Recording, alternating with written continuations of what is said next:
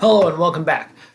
Today we're continuing our series on the Civil War, and today we're going to do a quick lecture on just conditions during the war. What we know is that the soldiers on both sides, whether Johnny Reb, the Confederate soldier, a Southern soldier, Billy Yank, the Union soldier or Northern soldier, both sides are largely unprofessional. The officer class tends to be more professional, but the average soldier really isn't. They drilled a lot, but seldom took, any kind of official like target practice, particularly in the South because they just didn't have as much supplies. The both sides struggled to be able to feed their troops. A lot of times the armies had to live off of the land and just like essentially steal food from the local farms. They struggled to keep their soldiers, dressed properly. Footwear was an issue, particularly in the South. And again, the South, because they don't have, industrial capacity to make these kind of things. A lot of times in the Civil War, we have all kinds of reports where, brother was fighting brother, where, an entire family, say a Southern family, sent their sons to West Point to become Army officers. Well, one brother might decide to come back and fight for a state, and fight for the South. The other brother might decide, I swore an oath to the United States military and I'm going to stay and fight for the United States. And so you'd have brother fighting brother.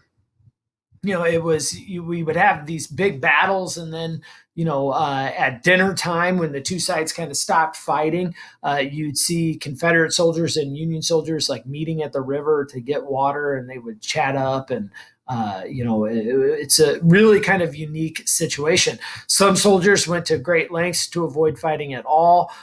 You've got sometimes entire units of soldiers would essentially just stop fighting and potentially try to desert and run away.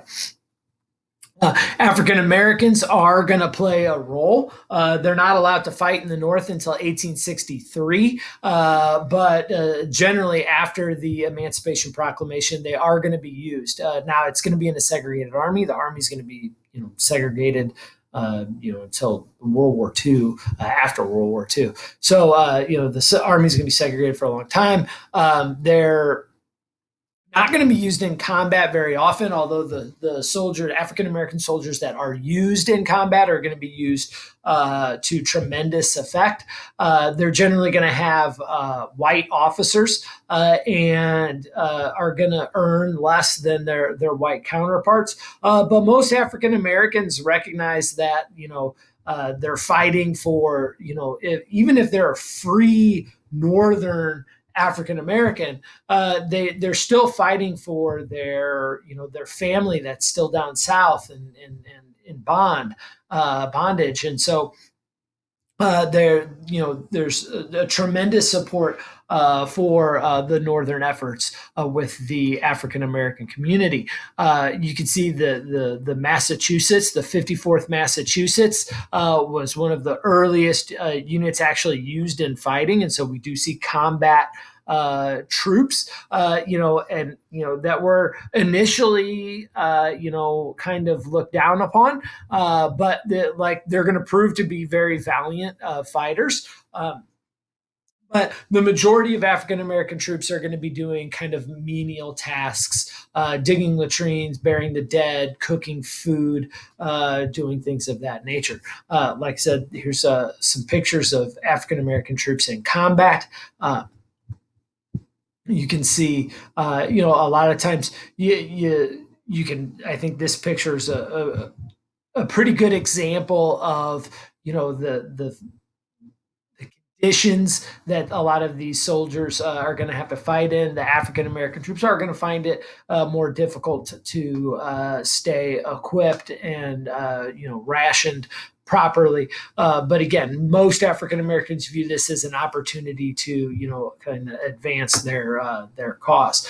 Most of the soldiers are going to be working as cooks, or burying the dead or cleaning up the battlefield. But every soldier, that is needed, and so the more African American volunteers, the more of the more trained soldiers are going to be able to have, or white soldiers are going to be able to get freed up to actually to go fight. And so, clearly we don't have a desegregated, fully equal military, but we've got, we're moving a step in the right direction.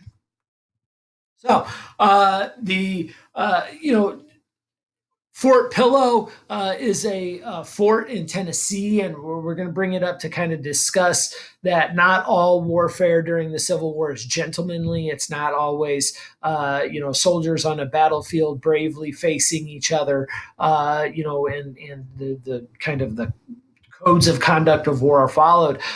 Fort Pillow, that's certainly not the case. Fort Pillow is going to be a travesty. It's manned by both white and black troops, and so the Union controlling this fort has white and black troops there. And Nathan Bedford Forrest, who is one of the better commanders of the Confederate military, and just a great cavalry officer, very good at what he does, but also a really bad guy that later is going to play an instrumental role in the founding of the KKK, is going to demand that Fort Pillow surrender. We don't know exactly what happens, but we do know that most of the troops in the fort are going to be massacred. This is Nathan Bedford Forrest. William Tecumseh Sherman considers him the best commander of the war. He is an ardent supporter of the South and of slavery. He's going to, say he's so ardent about it. He uses his own money to raise up his army.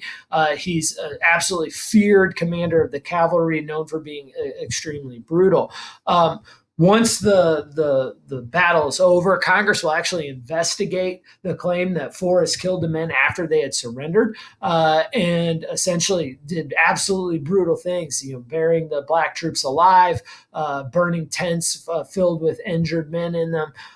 And the evidence suggests he did it. And so you've got this guy that really an ardent supporter of the South, when the war is over, refuses to give up the fight. And he's going to take those same tactics to instill fear in a newly freed black population after the Civil War. He's going to do that through the KKK, which is a domestic terrorist organization.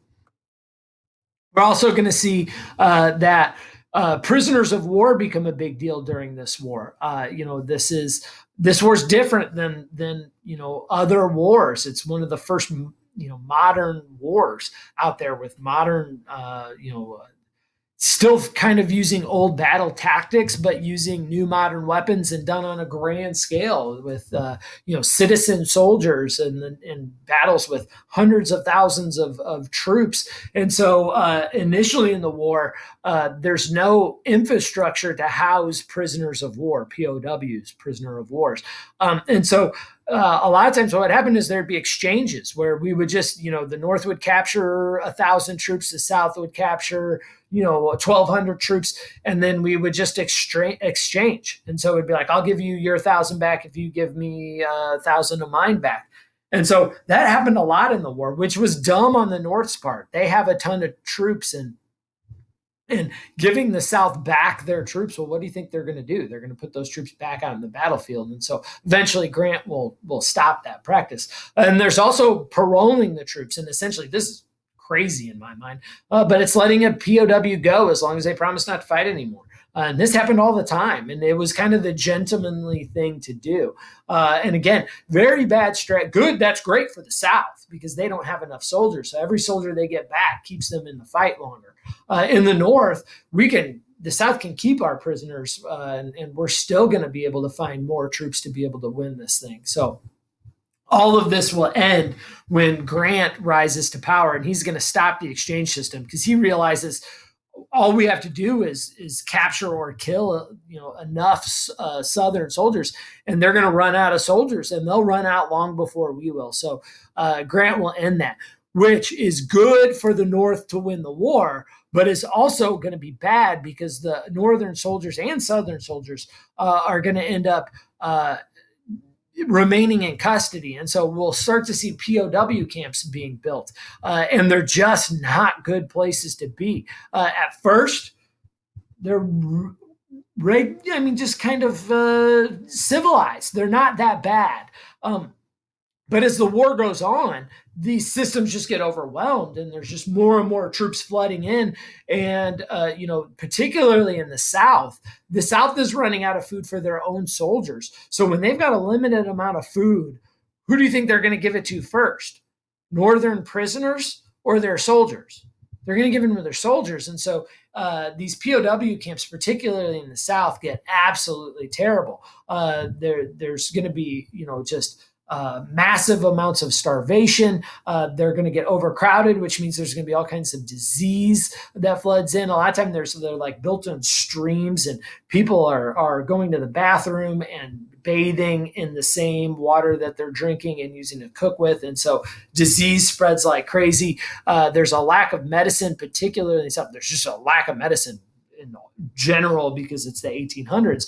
But there's certainly the medicine that they do have are going to the soldiers and not these prisoners. And so disease runs rampant. And then as the war goes on, both sides just get more and more brutal. And so eventually, and I want to warn you here, if you have a sensitive stomach, there's going to be a couple of pictures here that